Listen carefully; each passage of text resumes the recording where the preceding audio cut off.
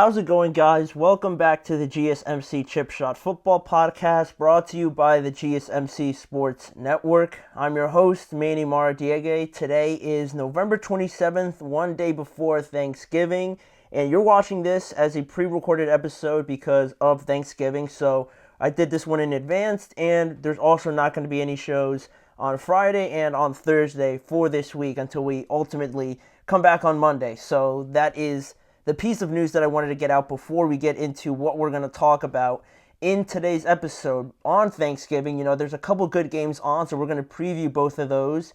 The Bears taking on the Lions, and later on the Packers also facing off against the Miami Dolphins. And also, during the rest of this show, we're just going to look ahead to Week 13. There's a ton of great games that we have in store, so we're basically just going to talk about them the entire show and just dissect it, analyze them, and give our picks as well.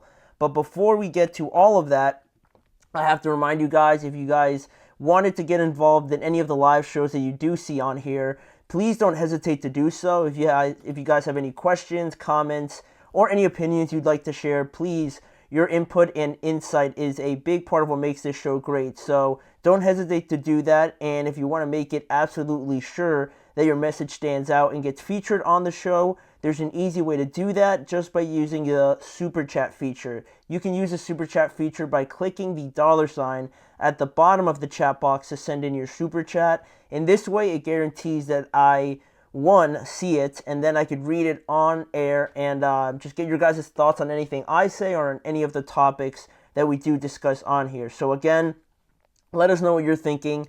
Hit the Super Chat button, and let's keep this show as interactive and as exciting as possible. Again, get involved with the show. Use the Super Chat feature. Click the $ at the bottom of the chat box, and let us know what you guys are thinking. So with that in mind now, looking ahead to tomorrow's slate of games, not all of them, because I only really wanted to focus on the ones that I thought were going to be most competitive, starting off with the NFC North matchup, the Chicago Bears taking on the Detroit Lions. As Chicago travels to Detroit this time around, it is their first time facing off against each other in 2024, and I think by far just the first thing I thought was that this was going to be Caleb Williams' toughest game so far in his rookie year, because not only is he a rookie, obviously, but with everything that's gone on with Chicago, they've lost their last 5 games, and even though, that is the matter of fact, their offense is now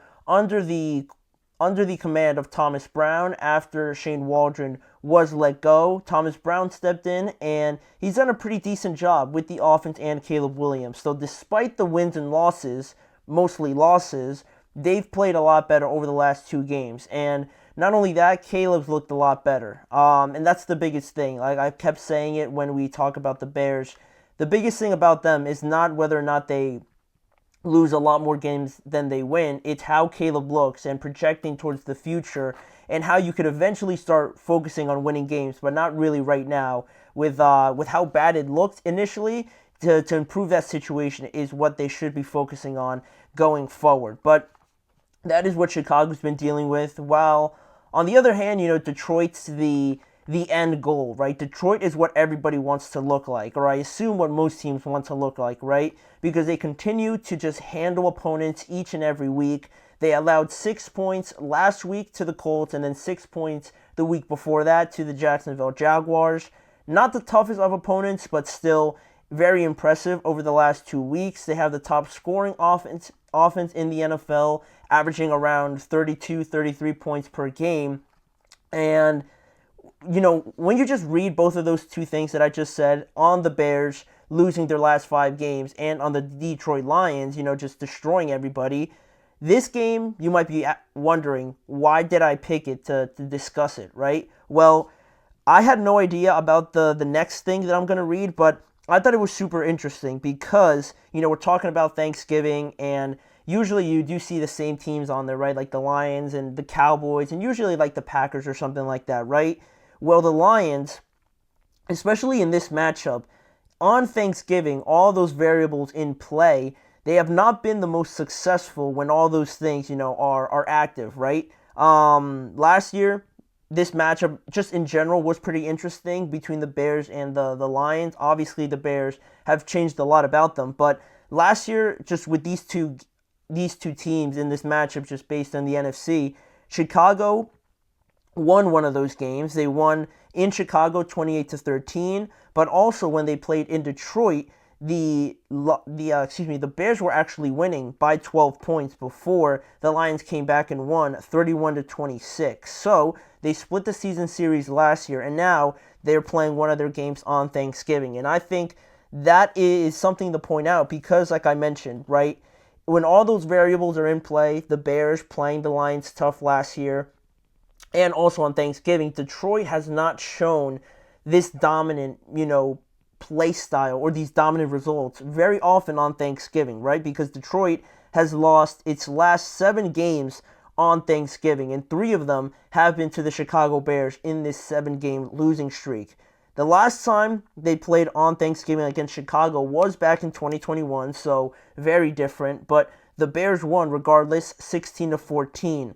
Tomorrow is going to be the 85th time there's going to be a Thanksgiving game in Detroit, and in that timeline, the Lions are 37-45-2 on Thanksgiving, a losing record by a pretty decent margin, right? Things have not gone well for all those Lions fans that go there hoping to see their team win and then, go back and enjoy like a nice meal on Thanksgiving. It hasn't really turned out that way in all of their time on Thanksgiving. While Chicago on Thanksgiving, on the other hand, they've played 38 games and they have a record of 20-15-2. So, I mean, you look at both teams right now, one's 10-1 and the other one's like 4-7. So you can kind of see where the favoritism is shown, right? I'm pretty sure the Lions are like 10-point favorites going into tomorrow, but I don't know. I always feel like things like this always play their part. For whatever reason, it always seems to turn out like this, right? Or at least favor one side when you get like random facts like this on Thanksgiving, or the fact that Lamar Jackson's only lost to one NFC team in general, and that was the Giants, led by Daniel Jones, or again, another Lamar stat on Monday Night Football. He's like 7-2 or 8-2 or things like that. Mike Tomlin is another one on Thursdays in the division on Thursday Night Football on the road. I think he's still winless or something like that. All these things seem ridiculous, but I think just in my mind, and I don't know how you guys feel about it, always kind of play a part in the results for whatever reason. But looking at Chicago a little bit more, we talked about this 5-game losing streak a little bit, and the last 2 games have been very disheartening, and I'm not even a fan or anything like that, but watching them lose to the Packers on that blocked game-winning field goal is one thing, right? That's already painful enough. But then last week you see the game against Minnesota, you fight your way back, you get into overtime, and unfortunately this one was just a bit more common, I guess, because they had their opportunity to win, but Minnesota's defense stopped them, and all they had to do was go down and kick a game-winning field goal. Still tough, right, because you came all the way back. But, the first one was very painful. But even still, they're competing at least, and that's something that I thought they would do anyway this year. But, of course, it looked really bad during a stretch of time, right, with the Commanders game and the Arizona Cardinals game and things like that. Over the last 2 games, even though they lost, you do feel like Caleb's, kind of turned a corner. And he's made a lot of impressive throws. They're getting the ball out of his hands quickly, and every time he does scramble, it always feels like it's not just aimless, right? It feels like there's always a purpose with it, which is, development. It's growth there, because before he was just taking too many sacks and just killing drives on his own, and now it looks a little bit more thought out, at least. So that's always a good thing. And their defense is good enough. Their defense has kept them in a lot of these games. Unfortunately, they couldn't come through last week against the Vikings, but it's growing steps, it's development, right? They're going to go through these tough times, and just overall on the road, Chicago is yet to win a game on the road so far, so that doesn't really bode well. While the Lions have only one loss, and it happened to come at home against the Tampa Bay Buccaneers. So that's kind of where it stands right now with Chicago. And on the other side, looking at Detroit, things that we haven't already talked about before, the team is good, obviously, but they're still not just like cruising through this season like they don't have anything to play for, right? It might all look perfect, but Philadelphia is only one game behind them, and they don't play each other in the regular season, unfortunately. But if they happen to drop a game, or for whatever reason on Thanksgiving they lose tomorrow, that's probably even with the Philadelphia Eagles unless they lose, right? We're going to talk about that in a little bit, but Philadelphia could even up the score there in terms of record and try and get one over here on Detroit if they are careless going into this game. So, that's something else that it's just not like a walk in the park, right, throughout the rest of the season. They still have a lot to play for and shouldn't take it for granted. So, with that being said, who do I think is going to win? Chicago are 10-point underdogs, and all these weird facts and, information about the game do make me, pause a little bit and kind of think about everything. But I think it's too much of a disparity between the two teams. Maybe if Chicago had just rattled off two of those wins against the Packers and the Vikings after they fired Shane Waldron, I would be all in and be ready to have Chicago go into Detroit and upset the Lions. But I think it's still going to, if anything, it's going to be close. But I think the Lions should win this game. I believe they're going to win this game. And, all those games before, a lot of the time came when Detroit was really bad. And I think this is arguably one of their best teams that they've had in a very long time. So it feels like they're focused. It feels like they're, just the way Dan Campbell operates everything, it feels like they know the importance of every single game. And they don't take it for granted, much like maybe last year where they were taking the lead over the 49ers for granted. And, they had that rough loss in the NFC Championship game, and that probably stuck with them, I would imagine, throughout the entirety of then until now. So I'm going to go with the Lions. They're definitely good enough to win, and I think they're going to win by at least like 10 points or a score or something like that. I think the Bears will keep it close, but ultimately the Lions will win. But that's not the only Thanksgiving game I wanted to talk about. I wanted to mention the other one, the night game that we have between the Dolphins and the Green Bay Packers. A lot of playoff implications here for the Miami Dolphins, a game that they must win, not only to keep pace in the playoffs, but for something else that we're going to get to right after our first break. I feel like I'm losing my mind. Is everybody in the world blind? Please, Lord, give me a sign, a sign. I feel like I'm losing my mind.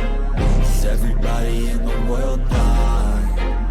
Please, Lord, give me a sign, a sign. I wanna be the greatest. Everybody on the fake shit. I look around and feel like everybody is the fakest. I make this every day and I'm impatient, hoping one day I blow up from the basement. Statement, the top is so vacant. I don't hear shit that I think is amazing. Waiting for my day when I'm playing sold out shows for 1,000 faces. Hey, give me that crown, get in my way and to be put down. It ain't your place, all this my town. If I want that shit, then I'll get it right now.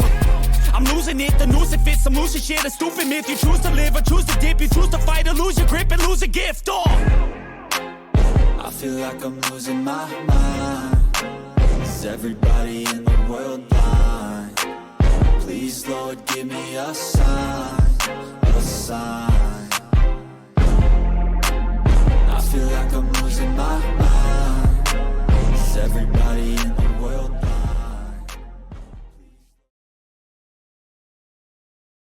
We are back now on the Chip Shot Football Podcast to continue to talk about the slate of games that we have on tomorrow. Only this other one, because we're not going to really mention and go too deep into the Giants and Cowboys game for obvious reasons. So I think the game that everyone expects to be the closest or be the most competitive is the one with the Dolphins taking on the Green Bay Packers, right? The game will be played in Green Bay as Miami travel a very long time over there to the frozen tundra over there up north in Green Bay to face the Packers. Miami enters this game on a 3-game winning streak, and they're coming for a playoff spot, right? They're getting closer and pushing up on the Denver Broncos for that last spot. Maybe the Chargers too, depending on, how the rest of their games go, but I fully expect them, the Ravens, and the Steelers to take up the last spots, right? Houston's going to win their division. The Chiefs are obviously going to win theirs, and Buffalo's obviously going to win theirs. So it's really the last spot that I think the the Broncos are really fighting off everybody else to keep that spot. But the Dolphins, I think, are the most threatening one at 5-6, and they're sitting at 8th place right now, right up there against the Denver Broncos. And since Tua's come back, they've looked a lot more explosive, a lot more just convincing, and just on the way that they play, it feels like there's something different. I don't know why. They're getting the ball out of Tua's hands a lot quicker, and it all just seems more efficient. Like, if you don't keep up with them, they're going to run away with the game pretty quickly. And, that's what the Miami Dolphins have kind of showed me over this last, little win streak that they've been on. Whereas the Packers, they're coming off a big win themselves. They just defeated the 49ers 38-10 to avenge their playoff loss to them last year. And also, Green Bay's won 6 of their last 7 games. They have an 8-3 record right now, and they currently sit as the 6th seed in the playoffs right now, one spot below the Minnesota Vikings at 9-2, and the Lions sit in first place in the NFC overall. Right, 3 NFC North teams are competing to be in the playoffs. I probably think all of them are going to make it at this point. I don't think any of them are going to crash out at this point in time, but the Packers are trying to move up and get to that 5th seed. They're only 1 game behind the Minnesota Vikings, and that's a big difference from, well, actually, I was going to say it's a big difference from playing the 3 and the 4 seed, but the Seahawks and who's in the 4 spot? The Falcons. They're both kind of about the same thing, I would project them to be. They don't really, compared to the Eagles and compared to the Lions, obviously, those two are a lot more similar within themselves than the other two, right? I think that's fair to say. So, I mean, the playoff seedings are always important, but the Packers are still playing for that as of right now. So, the last time these two teams have actually played against each other was back in 2022. Green Bay won 26-20 down there in Miami, but it wasn't Jordan Love playing. It was back when Aaron Rodgers was still the quarterback. So they still have that, obviously. They've played relatively in close time here, but I talked about the playoff implications and things like that. Miami trying to stay close to Denver, right? There's a couple more games that they're going to have favoritism in, and they're going to have more of an advantage in. But I think this game matters a lot for Miami because of one of the facts and one of the main issues with this that the Dolphins have faced recently is the fact that everyone talks about them in cold weather, how it just doesn't work. Miami in cold weather in the playoffs, or once we just get closer to November, December months, and they have to travel to Buffalo or New York or any of these other places, Green Bay now. It's almost like a sign, like, oh, like they're just gonna lose. They're playing in below 40-degree weather. It's a given that they're gonna lose, and they've really tried to shake that narrative, and I think they have a good opportunity to do it now against the Green Bay Packers, right? And they've been playing pretty well. Credit Miami for this late surge because they were 2-4 when Tua went down, and they were last in scoring at that time, and if not for 2 very close games against the Bills and the Arizona Cardinals, 2 games that they had chances to win both of those games, they could be 5-0 right now since Tua came back from his injury. And I don't think that's just by coincidence or just by not playing anybody, right? They lost to the Cardinals, who are playing pretty decently. Obviously, the Bills, they played them a lot closer, and the Bills are one of the best teams in the NFL. So they've had these moments where they're right there with some of the best teams. It's not like they've just played some cupcake schedule since Tua's come back. They've been playing pretty decently. And this whole narrative around the cold weather, they have a chance to kind of quiet a lot of that noise down with a game in Green Bay, right? It's never easy to go play over there, much less when the Packers are actually very good, and they have been very good in recent memory. So having an opportunity to go play there and try and steal one, I don't think it's impossible to do, and it just adds a little bit more to the incentive for the Miami Dolphins to go out there and put their best foot forward, right? But elsewhere on the Miami Dolphins, the injuries, there's not too many to talk about except Tyreek Hill, kind of, just because he missed yesterday's practice because of personal reasons, so I don't know what his status is up until right now or when the time you guys are watching this. So that is something to watch. I assume everything's good, but you never know, especially with personal reasons. So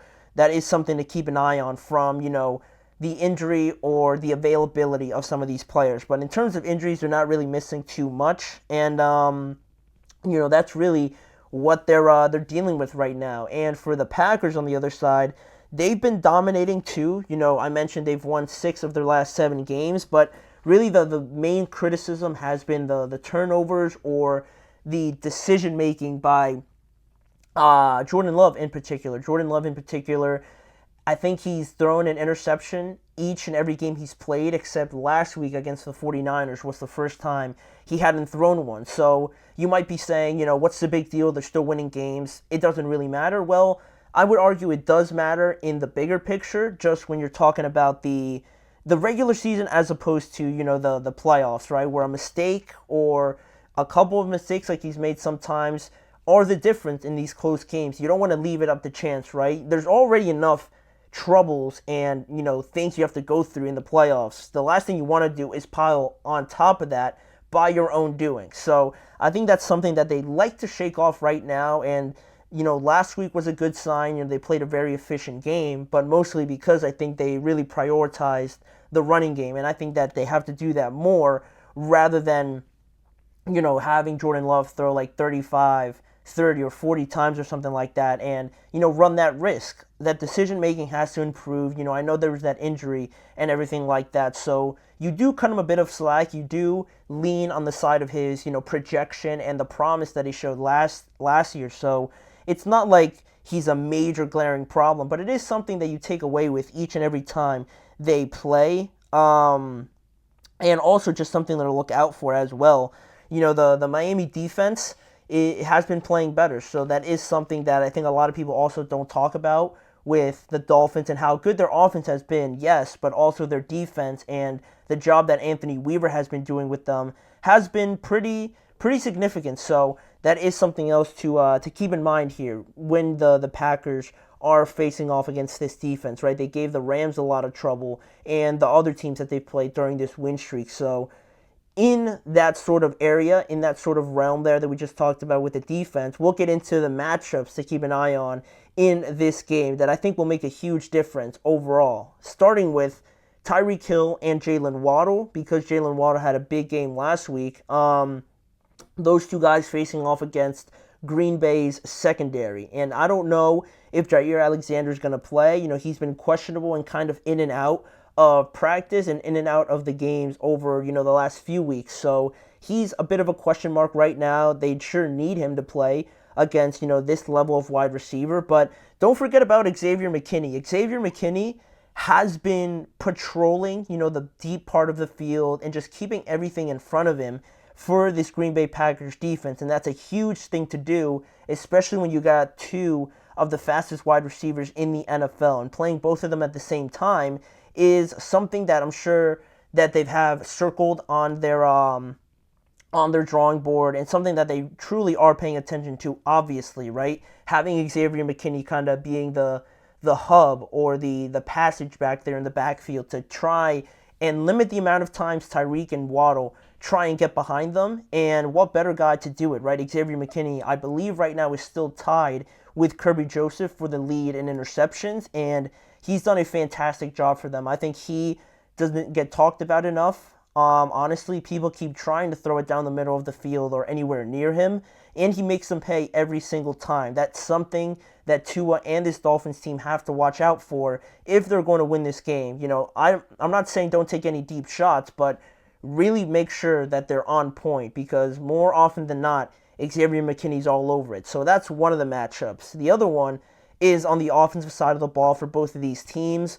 Really Josh Jacobs and Devon Achane, who can be a bit more successful running the ball. Obviously, we saw how successful the Packers were last week and how efficient they were when Josh Jacobs was involved, when he was, getting a lot of the touches, when also he scored the 3 touchdowns, and it just made it easier for that offense to flow in my opinion. So they have that, and then you have Devon Achane also, who gets involved in the running game. Not only that, but gets involved, in the passing game as well. They move him around a lot, much like they do with a lot of their pieces. So both running backs are going to be a huge piece to this puzzle to see where the offenses go. Whichever team runs the ball better and, which one of these guys gets more involved overall, I think is going to have more success in this game, on the offensive side of the ball especially. So we go to that, and then the last matchup I have on here is Jordan Love and Tua. Two quarterbacks that obviously the quarterback is the most important spot, but these two guys in particular are going to be a huge difference in this game. Tua, has been playing great over, the last few weeks, like we said, but, there are those games against the Buffalo Bills where, the first matchup, I say, where he threw multiple interceptions and it quickly, just quickly got away from them, right? And from that point on, the timing and the rhythm was just thrown off from that point on, and that's huge for the Miami Dolphins. So because of that, you have that on one side that they have to watch out for, but also for Jordan Love, we just talked about the turnovers and things like that. So that could force you to get behind the chains, behind the rhythm and everything of your own offense. So that is something that both of them have to watch out for, and whichever one takes care of the ball a lot better, is more efficient with it, is going to have a big say in who wins this game. But overall, I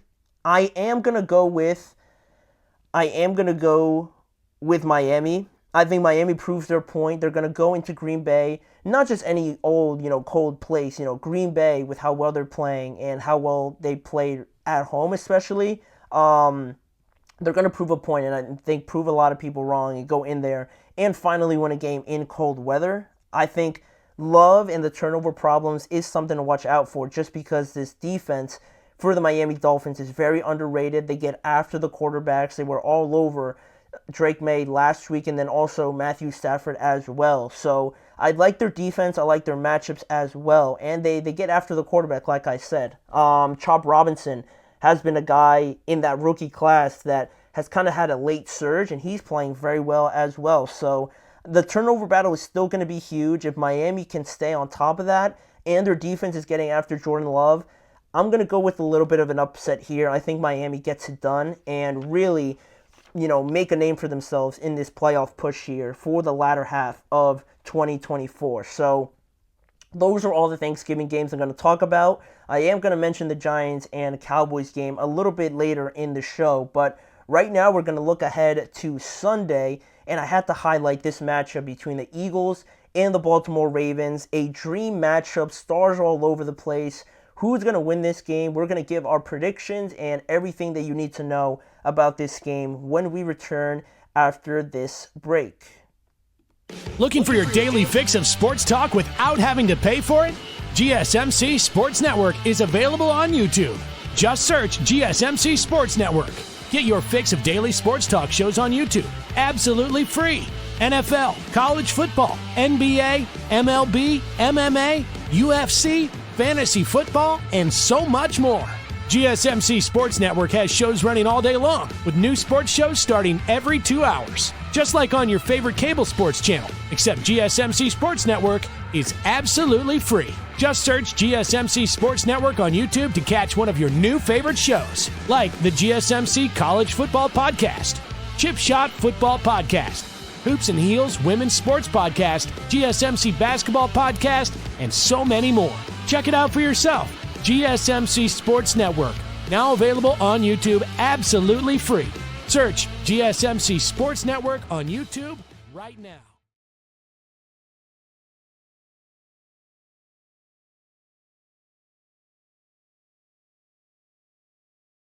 Jumping back now into the Chip Shot Football Podcast here. We talked about the games tomorrow on Thursday, obviously with Thanksgiving. Now we're going to look ahead all the way to Sunday now and look at this dream matchup that we have on here between the Eagles and the Baltimore Ravens. Two teams that are playing some of the best football in the NFL as of right now. And, we're talking about two of the best offenses in the NFL as well. And one of the most anticipated games, I think, this year. I honestly didn't even know that they were playing already. But then when I looked at the schedule, I had to talk about it because this matchup is one of the best that we're going to see probably all this year. Philadelphia will visit Baltimore this upcoming Sunday, trying to extend their winning streak to 8 games as they come into this game at 9-2, while Baltimore just got back to winning ways after last week's win, or I should say this week's win, where we are right now on Monday Night Football against the Chargers. They now sit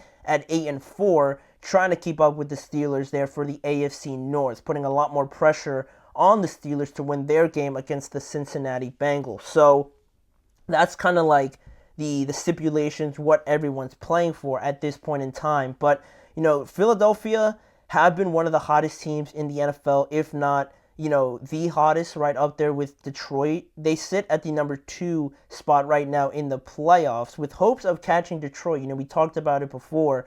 It's not something the Lions can just take as a given already that they've locked up the number 1 seed. With the way the Eagles are playing, I don't really see them losing maybe more than a game, honestly, the way that they're playing and the way that their offense is kind of humming right now, especially, we haven't even mentioned Saquon, right, and what he's doing. So all of that is something that they are still playing for. I'm sure they believe that they could get that number 1 seed if they continue doing what they're doing. While Baltimore right now, in terms of playoffs, they're sitting at the 5 seed right now, and they're not going to, they could go higher at the number 3 spot, depending on who wins that division. And like I said, keeping pressure on the Steelers is something that they're truly pushing for here.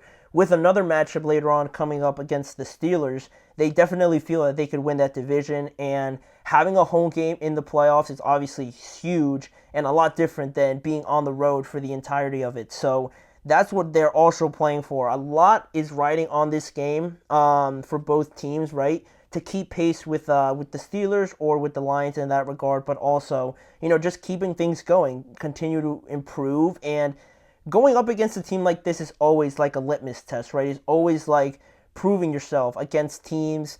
I titled this, Super Bowl preview, because both of these teams could very well end up there. So I think it's, by that standpoint and by that, margin, is super important, if anything, other than, the records and the playoffs and things like that. So that's also what, there is on the line. We have 2 of the most talented teams just in general as well. 2 of the most stacked rosters in the NFL outside of Detroit, right? You have both of these teams. You have Jalen Hurts, you have Lamar Jackson, you have Derrick Henry, you have Saquon Barkley on the other side. 2 great defensive lines, 2 teams with talent at the wide receiver spot, or just receivers in general. Mark Andrews, Zay Flowers, Deontay Johnson just coming in there, A.J. Brown, Devontae Smith on the other side, and I haven't even mentioned the defensive stars for the Eagles as well and how well they're playing. So every position you go through, everywhere you look, the Eagles' offensive line, they never get talked about, but there's stars everywhere, and that just attracts more eyes. It's going to make the game even more when you have truly the best of the best playing against each other and kind of responding to one another during the game. I am really hyping it up because I think it's going to be an awesome matchup to watch. And something else too to watch is, like I mentioned before, and all those kind of weird facts that we talked about, kind of like in relation to Detroit and Thanksgiving, Lamar Jackson, again, has only lost to one NFC team in his career, and that was to Daniel Jones and the New York Giants. He's won every other game against an NFC opponent up until this point. And, that's kind of on the line, right, with the Eagles and how well they're playing. Can they put another blemish on that record as well? It's something about Lamar in the NFC. He doesn't really lose to those teams, so forget about being in the Super Bowl, right? If he ever gets there, they're probably going to win based on this record. But besides that, and, kind of getting too far in advance of ourselves, looking at the Eagles a little bit closer heading into this game, it hasn't all been great for them because their longtime veteran, the last kind of member of that core group of players that they had with Fletcher Cox, Kelsey, and Brandon Graham, he unfortunately is going to be out for the remainder of 2024 because he suffered a tricep injury that will require surgery. So he is going to miss the rest of this year, including the playoffs and everything like that. In terms of injuries also, Devontae Smith missed the last game that they had against the Rams, but even still, I feel like he's going to play in this game. I haven't seen too many injury updates, but it feels like he should be good to go in this matchup. So that's something to keep an eye on. But also, Darius Slay did not finish the game against the Rams either because he was dealing with a concussion. So we'll see how the Eagles monitor that as we go along. A very sensitive injury, obviously, when you're talking about the head and the brain and everything like that. So that is some of the injuries that they're dealing with. But regardless of all of that, they're showing how good they can be with all of this talent. Even when a couple guys go down like this, it doesn't really change the outlook on the Eagles really whatsoever. Darius Slay more so than Brandon Graham, obviously, because of the significance that they bring to the team. But overall, you talk about this team and how deep it is in a lot of spots, right? You look at corner, you look at Darius Slay, Quinyon Mitchell playing great, Cooper DeJean, Reed Blankenship's having a great year, CJ Gardner-Johnson, excuse me. They're all playing very well, and they're everywhere, honestly, with how much depth they have. The offensive line and how healthy, too, they stay pretty much the entire year is a credit to them and just how well they've built up this team, right? Credit to Howie Roseman. But, what they do with this talent, there was some rough points in this year where the offense might not have looked well. The defense was missing a bunch of tackles and just really wasn't going after the quarterback. But that's also a credit to Kellen Moore and Vic Fangio, the two coordinators that they brought in, how great they have this team playing now and how they got them through that rough start, and now they're one of the best teams in the NFL. So that's one thing. And also another thing that they've become, kind of known for, especially in that last game against the Rams, the amount of explosive plays that they have each and every game, it seems like, right? It always seems like they break out one big run or a huge pass by Jalen Hurts to A.J. Brown or something like that. It always feels like they have something like that. And with that in mind, they lead the NFL in that regard. So something to watch out for, something where in a moment you feel like the Eagles aren't really doing much, but then just like that, they have a big play like that and it sparks everything. So that's what you get when you're dealing with all this talent on one team. And then just not that far off, you have the Baltimore Ravens, right? In terms of injuries, they missed Roquan Smith missed last game with a hamstring injury, and I'm assuming he's going to be good to go. He's listed as questionable, but you never really know with the hamstring injuries and how also sensitive they are when you're talking about the hamstring and soft tissue like that. So I'm assuming he's going to be out there. I don't think it's going to be that bad, but again, he's listed as questionable. And the biggest thing with them, I think, is always going to be the amount of times they use Derrick Henry. I think it's something like if they give him 20 carries or like 22 carries or more, they always win a game, and that's been a problem, right? You go back to the AFC Championship game last year without Derrick Henry, but then against the Steelers a couple weeks ago, the fact that they didn't use him more was always something that people are going to go to. So how much they continue to rely on Derrick in this game and using him relentlessly to kind of counter Saquon Barkley is going to be interesting to watch. But much like the Eagles, and we talked about them, all it takes is one big run for Derrick Henry to start kind of chugging and get into a flow state of sorts and really look unstoppable. So they also have their own firepower to fire back at the Eagles. But in terms of, we just mentioned Derrick Henry and Saquon, that's one of the matchups that I think is definitely going to decide this game. You have two MVP candidates, in my opinion, at the running back position, and really playing a big role in their offenses are squaring off against each other. They're both leading right now the NFL in rushing yards, and probably they're up there in scrimmage yards as well, I'd imagine. So these two guys are playing some of the best football in all of the NFL, quarterbacks included. So they're right up there in the MVP competition, and overall, it's going to be a matter of who makes more plays, who impacts the team a lot more, that is going to resolve this game. And then from the running backs, you go to the quarterbacks, right? Jalen Hurts and Lamar Jackson, very similar in terms of the running ability, the great accuracy and arms that they bring. How are they deployed?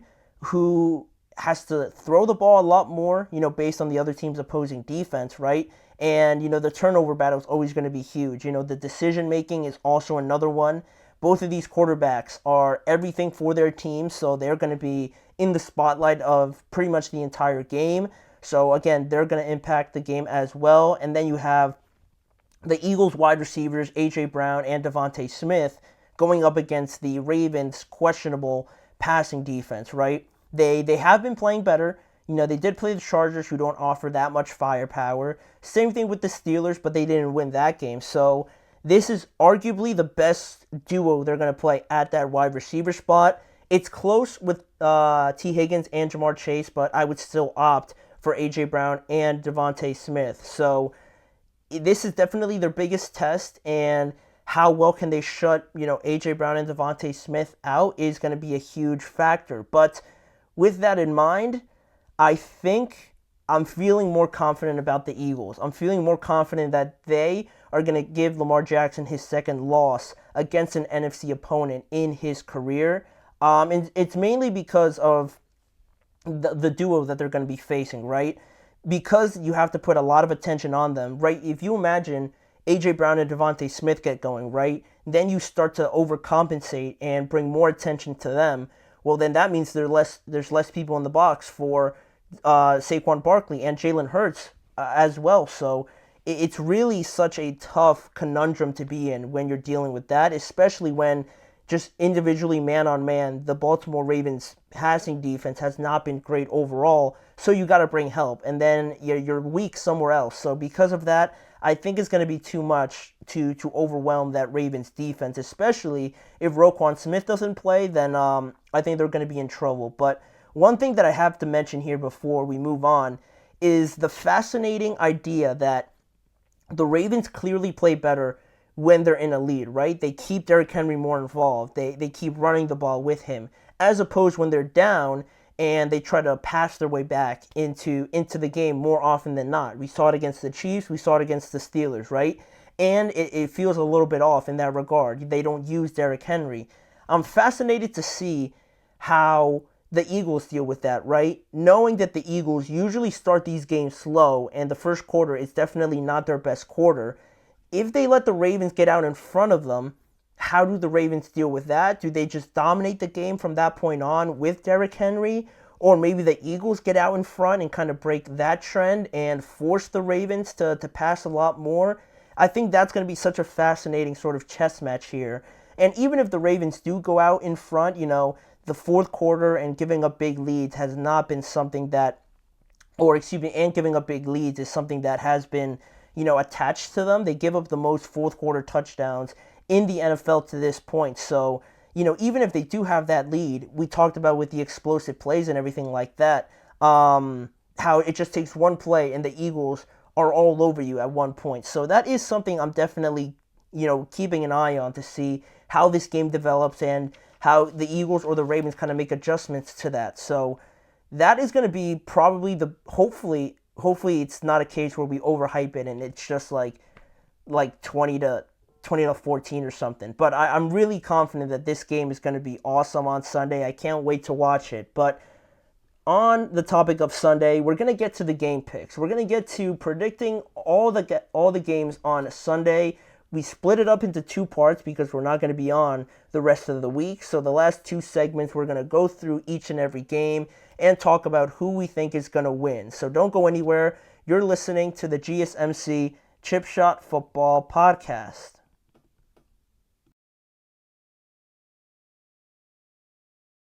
For the best and latest podcasts available anywhere, go to the podcast app on your cell phone and type in GSMC to access free content-rich podcasts on health and wellness, book reviews, sports, entertainment, relationships, social media, movies, technology, finance, and even weird news. Subscribe and download the GSMC Podcast Network's family of shows, available everywhere podcasts are found.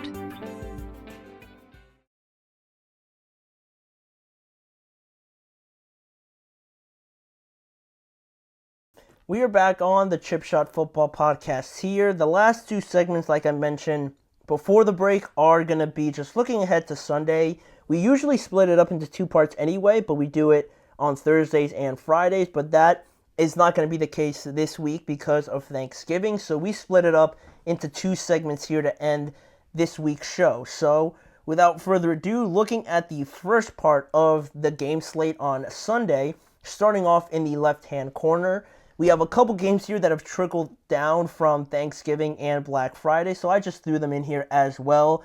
The last Thanksgiving game is going to be the Giants against the Dallas Cowboys. This Thanksgiving game is going to be at 4:30. It's not the night game. Obviously, that went to the Dolphins and the Packers. So this game's kind of sandwiched in between the two that we already talked about. And with everybody missing, it's probably the least anticipated game heading into this weekend.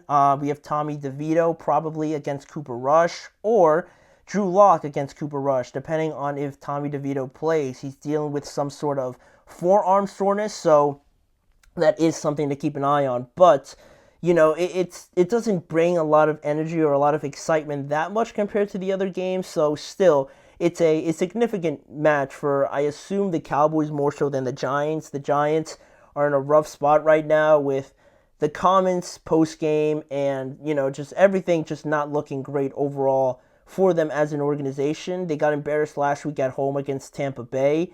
And on the other hand, Dallas, on the other side of things, they just defeated the Commanders in their game. So they're feeling good about themselves. They're coming into this game with a lot of confidence, I'm sure. So you have that part about it. And funny enough, I kind of realized this as I was preparing for this. These are the only teams in the NFL that have not won at home yet. Neither team has won in their stadium all throughout this year. And now the Cowboys have as good of an opportunity to do it against the New York Giants, but I'm not going to pick them. I'm going to go with the Giants, probably one of the only times I will, because this game, anything you think you know about this game, I feel like can kind of get thrown out the window. Both of these two teams are just in a weird spot right now where you don't know what's going to happen. Just last week, it was complete pandemonium in the Cowboys and Commanders game. So I have no reasoning with this game. And I feel like the Giants can get a win here despite all the comments, the bad sentiment in that locker room and in the organization.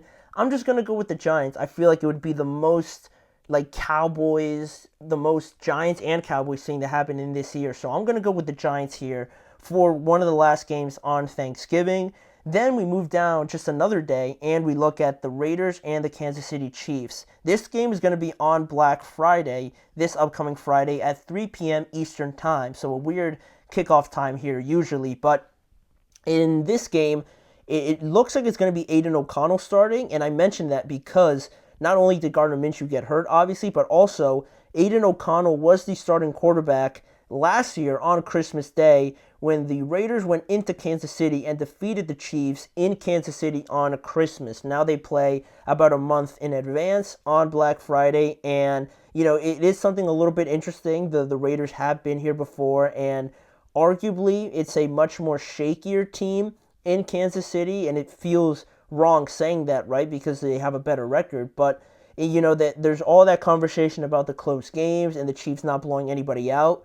The Raiders, along with the Panthers too, I think you would put them in the same conversation of the amount of threat that they pose. So the Chiefs should be winning this game by a comfortable margin, but after last week, you don't really know, especially with the Raiders already doing it last year and defeating the Chiefs, around this time. Why couldn't they go in there? I'm sure nobody picked the Panthers to only lose by 3 points, but is it concerning? I talked about this before, and I didn't think it was overly concerning.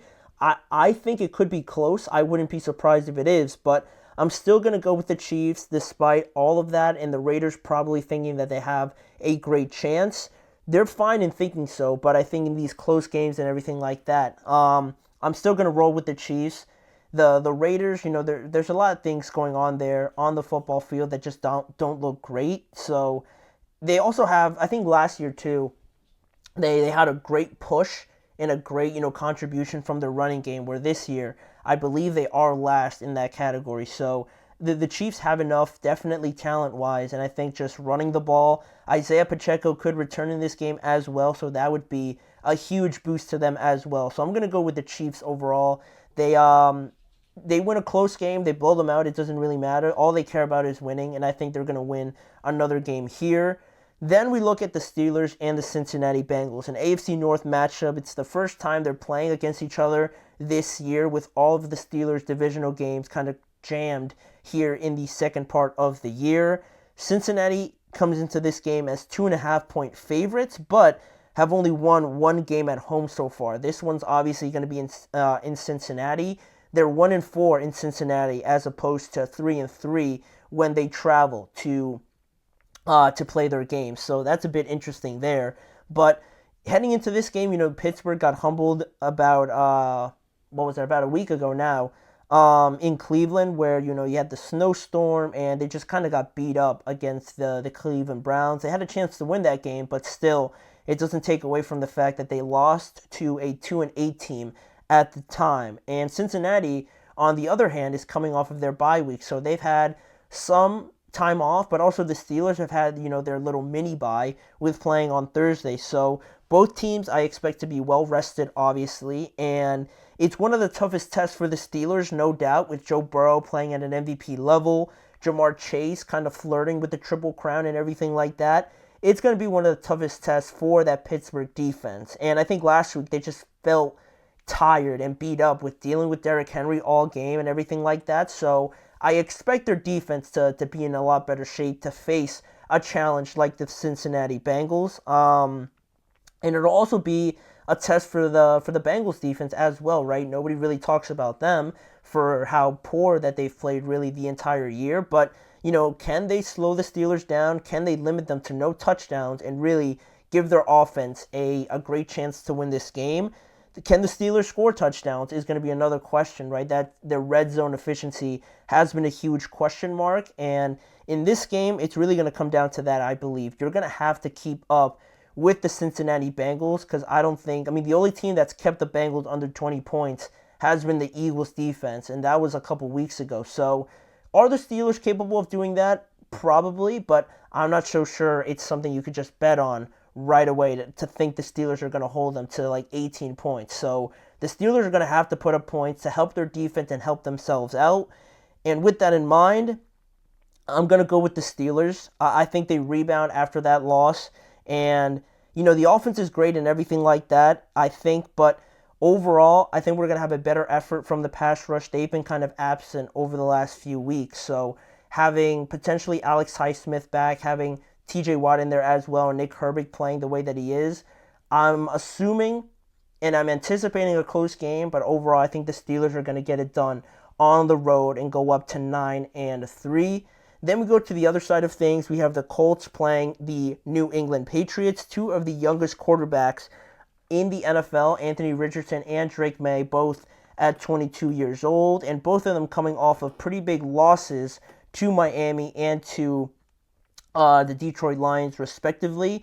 And you could argue that, Drake May, looking at how the Patriots have handled him and everything like that, how Drake May has looked better than Anthony Richardson already, just depending on, how the Patriots have handled Drake May as opposed of how the Colts have handled Anthony Richardson and things like that. But I think Indianapolis just has more talent in this game overall, and they're 1 year further along than where the Patriots are, right? The Colts brought in their rookie last year, and they've had more development from Josh Downs, and they've had Jonathan Taylor, playing well, and Michael Pittman kind of stepping into another role as a legit number one wide receiver and things like that. Their defense has gone better. They have more playmakers on that side of the ball. So there's still no doubt that both teams are figuring things out as we go, but I'm going to go with the Colts. I feel like they're going to rebound from the game last week against the Lions and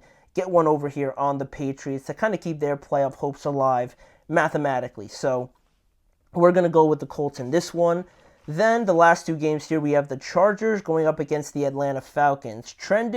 Both of these teams are trending in opposite directions. I think the Chargers, more often than not, are, stacking up wins. They're going through a period where they're playing some of their best football. And not to say that the Falcons are kind of just falling apart or anything like that, but they're coming off of two pretty bad losses against the Saints and just getting beat up by the Denver Broncos. So, you have your ebbs and flows, obviously, in the season, but these teams are meeting, in different places. The Chargers have won 4 of their last 5 games, and the Chargers defense kind of got punked last week against the Baltimore Ravens. You have a lot of people talking about how they're not that good, they're frauds and everything like that, and now they face another tough and talented offense with the Falcons. Definitely the best part of their team with Kirk, with Bijan. Drake London's playing great.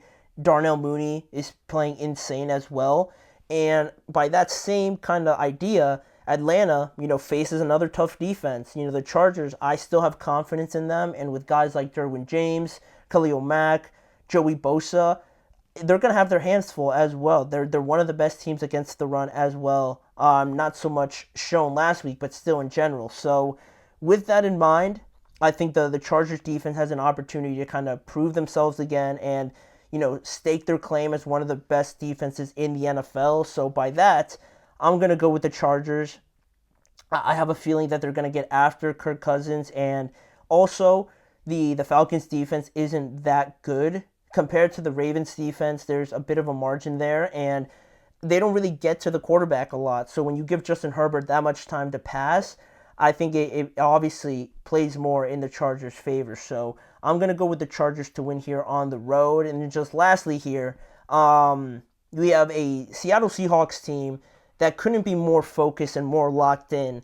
And we couldn't have the farthest example of that in the New York Jets, right? The Jets, they're surrounded by news about the general manager, the quarterback wanting to play there, not wanting to play there, and just still a not good record as well. So they have a lot of things to kind of talk about and other people talk about other than their football. And the Seahawks have come off of their bye. They defeated the 49ers in an impressive win, and then they just defeated the Arizona Cardinals as well at home to go to first place in their division. So they're very much locked in here and focusing in on everything. So because of that, and the Seahawks have a 3-1 record on the road, I feel like that they have to win this game with all the pressure that's on them from the 49ers, from the Rams, and even from the Arizona Cardinals. Give me the Seahawks to win this game and go to a 3-game winning streak other than just 2. So that's only the first half of the games that we're going to go through this upcoming weekend. We're going to go to a quick break, and we're going to get to part 2 of the rest of the games coming up on Sunday.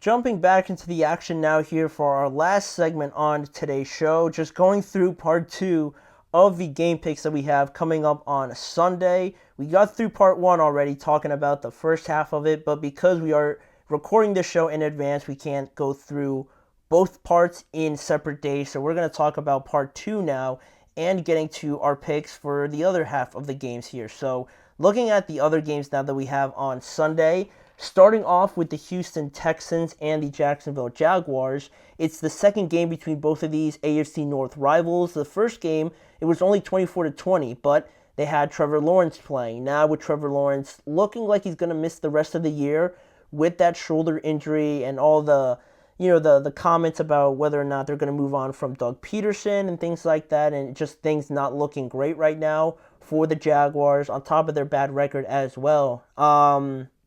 you know, it is leaning more towards the Texans. But in the same breath, the Texans are showing some signs of slippage, right? We had last week against the Titans where they probably should have won that game. Even in this game as well, it took a last-second touchdown by C.J. Stroud to win this game overall. So there is a little bit of like I don't really know there, but the Jaguars are also coming off of their bye, but they lost 52-6 to Detroit before that. So even still, with the Texans still figuring things out, I'm still going to go with Houston. Houston have an opportunity here to get back on track against one of the worst run defenses in the NFL as well. So after Mixon had a down performance, I'm going to go and bank on him to rebound off of that. So I'm going to go with the Texans in this game. Then just going down one more row, we have the Arizona Cardinals against the Minnesota Vikings. A very interesting game here because the Cardinals are technically battling with the Vikings for a wild card spot, even though the Vikings have a lot better record than they do.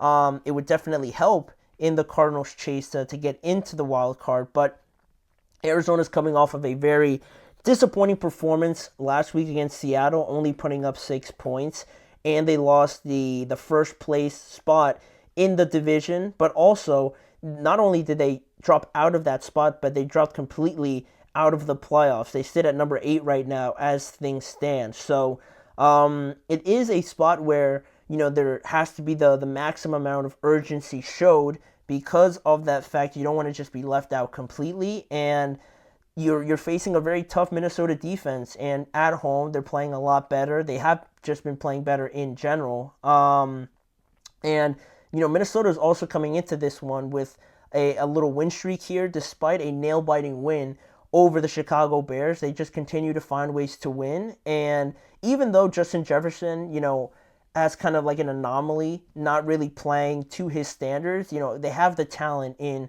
TJ Hawkinson, in Jordan Addison, in Aaron Jones, who's has played a bigger role recently, and even Jalen Naylor scoring a couple touchdowns. They have a lot of talent to just still play great, despite the fact that everyone's focusing on Justin Jefferson. And with all of that being said, I know Arizona's going to play better. I expect them to play better. But it's against another tough defense. They're very good against the run, and the Cardinals just really struggled running at all against the Seattle Seahawks. And I think that the Vikings have a better run defense than they do. So I think it's going to be too much to ask for from Arizona. I feel like they're going to have around the same success in the running game, and the offense just for Minnesota, unless Sam Darnold just drops an absolute awful performance, I think they just have too much to deal with. They could focus on Justin Jefferson all they want, and they're going to have to double team him.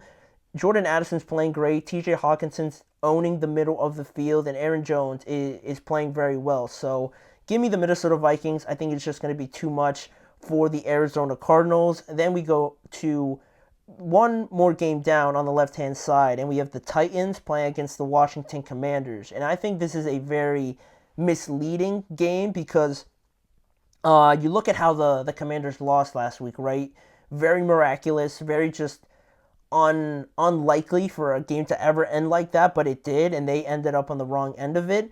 And then you look at the Tennessee Titans coming in with a 3-8 record, not really much to play for, but they just defeated the Houston Texans on the road as well. And Washington just look a little bit like tired, or it just feels like the long season is playing a toll on them, especially Jaden Daniels, who is currently in the longest season, I'm sure, of his entire football career, without really having a break with the draft and the combine and everything like that. I think it's starting to show a little bit here, and the offense really hasn't looked that efficient overall. And Tennessee's defense is also number 5 or 6 in terms of passing yards allowed, and number 8 in rushing yards allowed as well. Their defense is pretty underrated. We saw it last week when they completely just neglected and just negated, actually I should say, Joe Mixon from the game. He only had 22 rushing yards, and the running game is a big part of the Commanders' offense to keep things in motion, to keep things in a fluid, sort of rhythm. So because of that, I think I'm going to go with the Titans here. They also have not really too much to play for also, so the Commanders, I'm sure, are starting to feel a little bit tight about, like, all right, we've dropped a couple games here. We got to start winning these games, right? And it's a new year, new era with, Dan Quinn and Jaden Daniels obviously coming in there. They want to be in the playoffs and they want to prove all these people wrong, but I'm sure they're starting to feel a little bit of that pressure, and I'm not quite sure that they're ready to kind of respond. So I'm going to go with the Titans here, surprising everyone yet again and winning on the road against the Washington Commanders. And now it allows us to move to the other side of things, right? We have the Tampa Bay Buccaneers going up against the Carolina Panthers. Another tricky game as well because you look at the Buccaneers here, and it is a little bit just misleading, a little bit just because the Bucs are in a spot where, they have to win most of their games. They have to win the rest of their games, right, to get in the playoffs, but they've also dropped a couple, so it is a tough spot to be in, but they are still fighting for that spot, and it's the first meeting between both of these two teams, and Carolina showed a little bit of something last week against Kansas City. Bryce Young is looking to be playing a lot better for overcoming, being benched and everything like that, especially after a rough first year. So even despite all of that, I thought Tampa Bay, despite playing the Giants also, it felt like they looked rejuvenated. And with Mike Evans coming back also and Baker Mayfield playing at a good level, I'm going to go with the Bucs. I think maybe the Carolina Panthers keep it close for a little bit, but still, I'm going to go with the Buccaneers to win on the road. Then you get another game that's pretty misleading as well, with the Rams traveling to New Orleans to take on the Saints. The Saints are 2-0 currently under their new head coach, Darren Rizzi, and they've played a lot better at home this year as well. So the Rams are coming in desperate to win because they have a tough slate of games coming up in their division, obviously, but also against Buffalo that I feel like would favor Buffalo because, just the way the Bills are playing right now, they're on a different level than I think most teams. So this is a game that the Rams need to win if they want to have any true shot at making the playoffs. So they need this win, and I feel like despite my sort of doubts a little bit, I feel like they should have enough on both sides to win this game overall and just kind of outscore the Saints, if anything, on the road here. So give me the Rams in this game. I'm going to go with them to keep pace in that playoff race. And then lastly, you want to talk about misleading. This game should be a top tier, level of game right up there with Philadelphia and the Ravens this week, but I don't really think it's going to be that close. I've been really disappointed with San Francisco this year. Even when they're healthy, I think there's something just like missing, or there's something wrong with this team overall.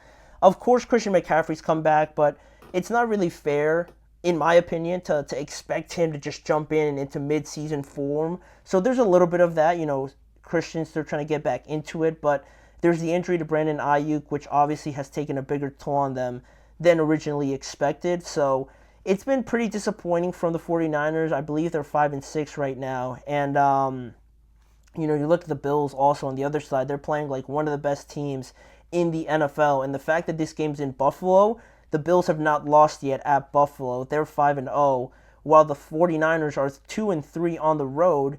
And on top of that, the 49ers have not even been a team over 500 until this point. And I don't think that's going to change going into Sunday. Give me the Buffalo Bills. They're probably going to win by at least, I would say, 10 points or 2 touchdowns at least. I think that's how much of a difference there is right now, unfortunately, between these two teams. And it's going to take a big, effort from the 49ers to even be close in this game. So I think it's just too much stacked against them. So I'm going to go with the Bills. And with that being said, that does it for today's episode of the Chip Shot Football Podcast. Thank you guys for listening to today's show. Please remember to like, follow, and subscribe to the show, as well as following the network on all forms of social media.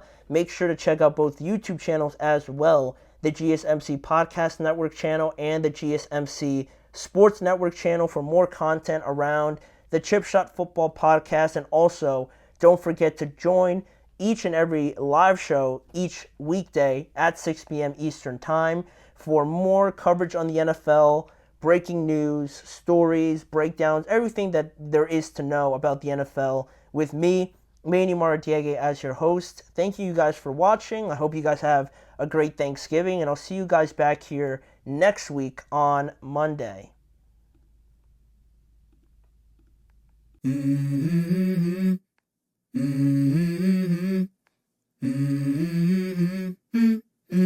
Let's go. I wake up to a little bit of drool on my pillow, feel like it's gonna be a bad day. Yeah, I'm tired of shit, and the coffee ain't hit yet, damn, ain't that great. I don't wanna go